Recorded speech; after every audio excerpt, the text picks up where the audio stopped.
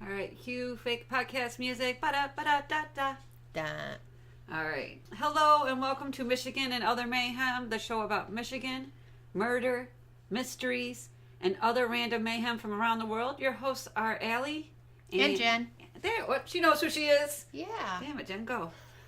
All right, so who do you want to talk about today? I'm going to talk about Linda Thompson murder of 1945, which is a cold case from Detroit. What are you talking about? Okay.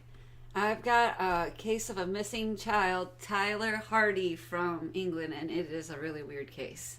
And I just want to say, I think this might be a case that you can tell the difference between men and women, because I told my husband the whole story, and he's like, that's kind of boring. Then I tell one of my best friends, and she replies with, what the fuck? And I was like, see, that was like my reaction. I had her reaction, so yeah. We'll see. All right, why don't you start? No, you go first. Really? Yeah, you want me to go first? I'll go first. Actually, I'll go first. Okay. I'll go first. Okay.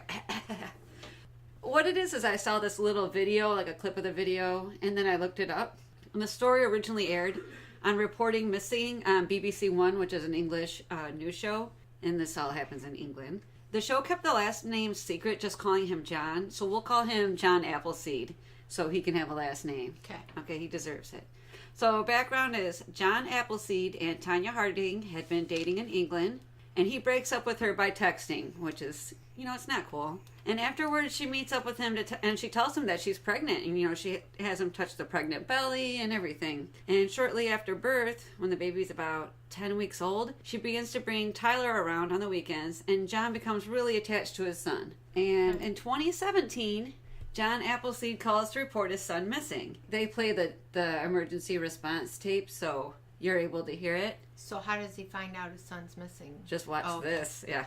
So he states his son's, he stated, I'd like to report a missing person. They ask, how old is the missing person? And he says he's 5, he's my son. What's his name? Tyler. They ask, when is the last time you saw him? And he says, 2 years ago. Because his ex had been withholding custody, and his solicitor suggested at this stage that he just calls the police to report his son as a missing person. And he's already spent money fighting for custody, and he's been giving this woman what they call child maintenance in England, which we call child support. Mm-hmm. And he wasn't able to, even at this point, now 2 years in, he can't even find Tanya to contact her. So he hasn't seen his son or baby mama. But he's still feeding money and... No, at this point he can't, he's not doing anything but looking. Just looking for him. But while he was seeing his son, he was providing her money. So the police contact his ex, Tanya Hardy, and she says she does not have a 5-year-old son. And she's never even heard of John or Tyler. And they ask her twice about it. She denies it twice. And then finally she does admit to knowing John, but said that he's making up the existence of Tyler. She's like, he's crazy. I don't have a son. We don't have a son together. What the heck? Yeah, she insists she's only given birth once, and her daughter is 16. So the cops are starting to think that, maybe John is delusional, right? There's no record of Tyler in the county's social services, so no medical anything. Her neighbors have never seen a small boy going in or out of the house. There's no evidence in Tanya's house of a little boy even living there. No clothes, no shoes, nothing like that. John shows, so the cops are, thinking something's wrong with John, right? Mm-hmm. Oh, yeah. Well, John shows them photos of all 3 of them together. In one photo, he's laying on his stomach, the boy's sitting on his butt, and Tanya's in the side corner that you could see all 3 of them in the same photo.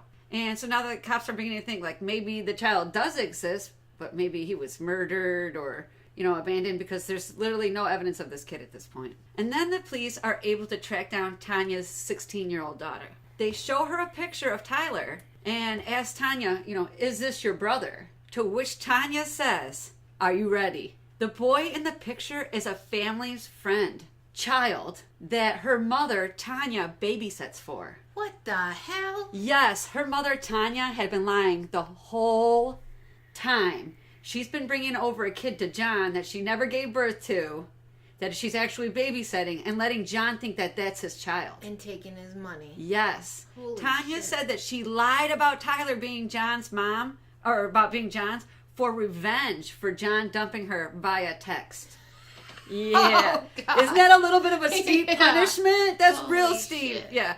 At the time, she thought she was pregnant when he did break up with her, But when she realized later that she wasn't, she felt like she had to keep going with the lie, which I don't believe her. At this point, she's obviously pathological. Yeah. I mean, just I mean, insane. you took money and... Yes. She also admitted she wanted his support money. Because she could have said, oh, I had a miscarriage. Or, Yeah. You know. Oh, yeah. She could have done a million other things than to make a man think he's a father when he's not. And she did admit at one point, yeah, she did want the support money. And then she also said that it started as a petty lie and grew out of control. Well, that's what kind of happens when you stack lies on top of each other. Eventually, it does get out of control. I mean, at this point, John was just devastated to find out he is not a father. He's emotionally devastated. Don't forget, he's been searching for a son that he doesn't have. Yeah, I can imagine. Yes, John has kept a bottle that he used to feed his son and his first pair of shoes, which I thought that is so sad. He did write a letter to the real parents with his phone number so they could contact him if they wanted. And the letter mentions what a good boy Tyler is, so they, must be wonderful parents. Tanya pled guilty to fraud and perverting the course of justice and was sentenced to 2 years in prison. She said she's remorseful that she hurt John, and she's glad that the whole thing is finally over. And they did say that once when the boy, Tyler, whose name is not really Tyler, was a little bit older and visiting John, maybe around the age 3, he mentioned his own real name, and it wasn't Tyler. And I think my guess is that's when Tanya stopped bringing him around. Yeah, because now the kid's verbal. This kid's verbal, and he can be like, "That's a lie," and "You're not my mom," and "That's not my dad." And yeah, is that not so fucked up? That is screwed up. Yeah, I had the what the fuck? Yeah, what the fuck? And my husband's like, boring. Did the child's real parents ever contact him? Well, I watched some of the video. They gotta think that's freaking strange. I didn't watch the whole video, but I did watch a video that was like a truncated version, just a smaller version. The mom, Tyler, his name's not Tyler, but we're gonna call him Tyler. Tyler's real mom is reading the letter that John sent to them about how much he had loved this little boy, and then when he thought it was his, and she's just sobbing. It just wrecked her because that's not his kid. Like, there's nothing you can do to fix that. And now you have to be careful about who watches your kids. Fuck. And the things they do. No wonder. Well, they were family friends for like 20 years, too. So it's like you think you know someone. Yeah. For 20 years. Yeah, you're going to let her take the baby out. Especially if you're a new parent. Or even if you're an old parent. Just you've got a new baby. You're tired. Someone's like, you want me to take the baby out? Hell yes. I would love to sleep or whatever. Or clean the house. That is messed up. That turned my head upside down when the police finally mentioned that it was not, the kid never existed. This guy's not a father. He was searching for a kid that never existed. That is sad. That is so fucked up. That is. Yeah. All right, but tell me about murder, please. Oh, wait. Is it disappearance? Because disappearance, no. I'm pretty sure means murder. No, this is an actual murder. Oh, okay. It's a cold case from Detroit. Linda Thompson and her husband, Louis, came to America from Turkey in 1928, and they settled in Detroit. I just want you to know that Greeks and Turks naturally hate each other, so I'll try to be cool. Okay. Yeah. Well, she is actually from Russia. Oh, okay, then that's fine. Okay. All right. Louis ran a profitable car dealership. Lydia ran a laundromat. Okay. They became wealthy from these two companies. I was going to say, that sounds like good money. Yep. Right? They lived in a fancy home in Orchard Lake. Nice area. In the early 40s, Lydia found out that her husband was having an affair with his secretary, Helen. Is that where the secretary rumors come from? Did that really happen back in the day? I think so. Because isn't that the old stereotype that your husband's having an affair with the secretary? Yep.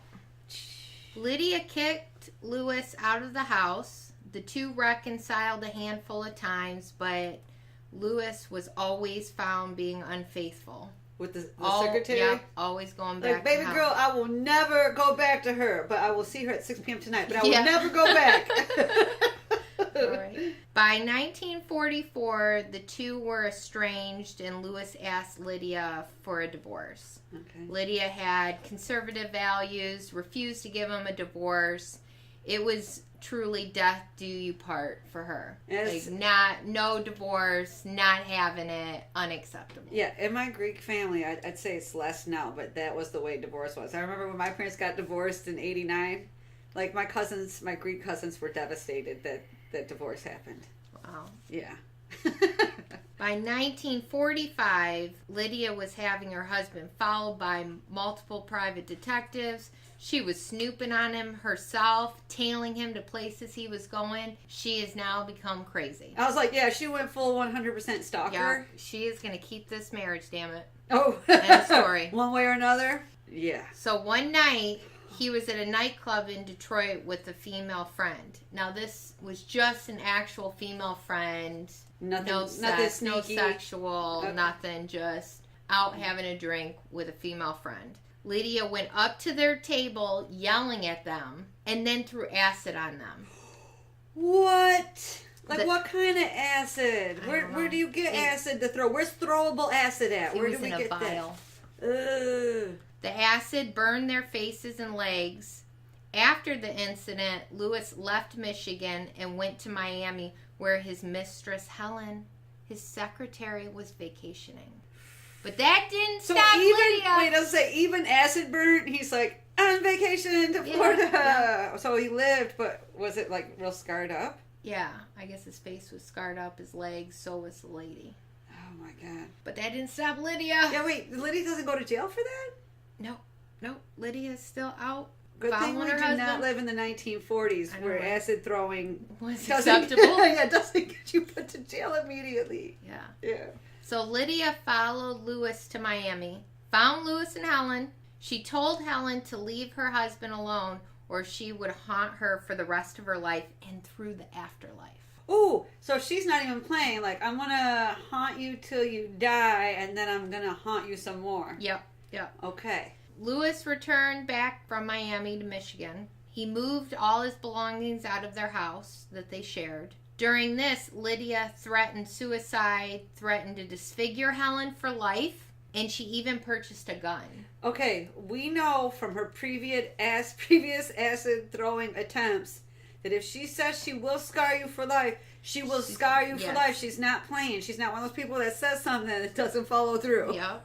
Oh no. And at this point, I'm thinking, okay, she purchased gun, she's going to kill her. That's what I'm thinking Oh. in the story. Right? Gun means usually Yeah. shot to the head. Yep, you're going to kill this Or lady. right in the damn face. She continued to stalk Lewis and Helen, but then began telling all who would listen that she now felt like her life was in danger, and she thought someone was following her and was trying to kill her. Wait. So now Lydia's saying, I'm actually scared. I think he's coming. He's sending someone after me. She doesn't say him. Okay. She just says someone. Okay. She feels that she is now being followed and her life is in danger. Okay. I would assume, hey, you're stalking somebody else. It probably opens the door for somebody to stalk you. Yeah, back. Because now Yeah. he's afraid for his life. Yeah, so maybe he's stalking her, Yeah. you know. Good call. So on October 13th, 1945, Lydia's headless body was found in a marsh in Pontiac, Michigan. Okay, I was thinking she would win the Who Kills Who I know. war because she started early with big guns. Yep. And her body... Headless body. Though. Yep, and her body was beaten, and she was stabbed with an ice pick. So wait, naked or clothed, did it say? It did not say. Okay. The police believed the place she was found, the marsh, was not the site of her death. Okay. That's There just the dump site. Yeah, there was no sign of robbery or a struggle in the area. Okay. Police go to the house. They're investigating the murder. They find a letter at her home that she wrote stating that if no one hears from her, it was her husband's doing. She also wrote a letter leaving all of her possessions to her father. Ooh, so she's trying to get Lewis from the afterlife. Yeah. She wasn't joking. Yep, she was not joking. 2 weeks after Lydia's death, her father leaves Detroit stating he was going somewhere more pleasant to live. Oh, we never see him again, do we? No, you don't. Oh, I guessed it. But, Yeah. no, you just never see the guy. Okay. The twist is, Okay. shortly after he moves, a telegraph comes from Lydia's sister stating their father had been dead for years. So who is this guy That she left all her money to? that left, yep, and that I have a new she theory. called her father. I have a new theory. They made her call this dude her father, right? Has it been this whole time this guy's been her father? Mm-hmm. Because the husband had something to do with it, I thought, because that's how he gets the money in the end. Or that's her lover. She's like, no, it's not my lover, it's my father. No, she is devoted to Lewis, okay? Oh, that's right. Why am I questioning her devotion to Lewis? Yeah. What's wrong with me? Yeah. All right. Okay, I don't know. so there is no, I will say there was nothing in any of the articles regarding this that she was unfaithful. Okay. She was faithful to the end. All right. So who is this dude? Do we know? Never do you find out who this guy was. Can't find him. And he did get all her stuff too, didn't he? Like they didn't say that, but I'm assuming. Okay. I'm assuming he did. Okay. But they didn't say that. But he just, I mean, I would assume he got the stuff and up and left. But definitely not her father. Dang. Unless this person who sent the telegraph isn't really her sister. Good call. I mean, it's Russia, so you don't know. It's a freaking telegraph. What if it was lost? Yeah, right. What if it was lost in translation too? Yeah, crazy. Yeah. So, total crazy twist. So, Helen and Lewis were, of course, the main suspects. But they had solid alibis and they passed a lie detector test. Which I found was interesting because I didn't know back in the 40s they had lie detector tests. Me neither. I was thinking the same thing. Yeah. In 1947, a woman came forth stating her boyfriend said Lewis paid him $10,000 to kill Lydia. Dang. The police arrested the man and Lewis. But they were soon released, okay? Because yet another twist. This one's good. Talk to me. Okay. The woman's boyfriend tells police that he made the story up because he, the boyfriend, was actually married and only told her that story to scare her off and keep her quiet about the affair they had. Wait, so he's like, no, I never killed her. But I told this crazy bitch that I did because I wanted her to leave me alone. Yeah, and he didn't want her to tell his wife that he was having an affair. Dang, everybody's having sex with everybody in Detroit. Actually, it's the men are sleeping around in Detroit. I know, it's crazy. In the 1940s. It's crazy. I mean, and who would do that? Yeah. Why would you tell somebody that you're a murderer? Yeah, that you're a murderer because they might actually just go to the police like that lady did and tell. Oh. Lewis was said to believe Lydia paid to have herself killed in hopes he would be charged with her murder. Which I kind of, after, you hear the story, she's crazy. Yeah, totally possible. Yeah. Lewis and Helen were married, they had children, and they lived in the Orchard Lake home, and we're happy. So nobody was ever charged with Lydia's crime or her murder? Nope. Head never found? Head never found that I know of. Never said. Oh my goodness. Just found her headless body. But I think she stalked him, threatened Helen's life. She could have paid someone to murder her. Yeah, but wouldn't you ask for just someone to shoot you in the head? Not beat you and cut your head off? Well, maybe she asked for that, and this is what the crazy person did. I mean... Sure, I'm not thinking like a crazy person. Yeah. I'm thinking like if I wanted to be murdered, which I don't ever want to be murdered, but if I wanted to be murdered and I wanted someone to pay for it, I would... Maybe they killed her at first, beat her, and killed her with the ice pick. But then the dude she paid was crazy and was like, let me cut her head off. Ooh, true. Or what if someone... You don't know what happens after the fact you paid. What about if she has another enemy we don't even know about and the guy takes the head back to the person to show that he really did kill her? Could be. Or it was this supposedly father person. Yeah, what if it was the dad that had her killed so he would get the money? First they beat her up. Then they make her write the letters saying that it was the husband and that she gives everything to the dad. Then they cut her head off and then... Bam. And then he leaves, that's it. It's crazy. I I couldn't believe it. That story had so many darn twists. I was like thinking, okay, headless body found, husband did it, and then it was all this crazy stuff. Oh my goodness, yeah. This was the podcast of twists. Yeah. Yeah, that's what this week was. You've been listening to Michigan and Other Mayhem with Allie. And Jen. Contact us at michiganandothermayhem.com to join the conversation, access the show notes, find site links, correct us when necessary, and subscribe to our podcast on iTunes or Google Play. Say bye-bye now. Oh, I did forget to say bye-bye now.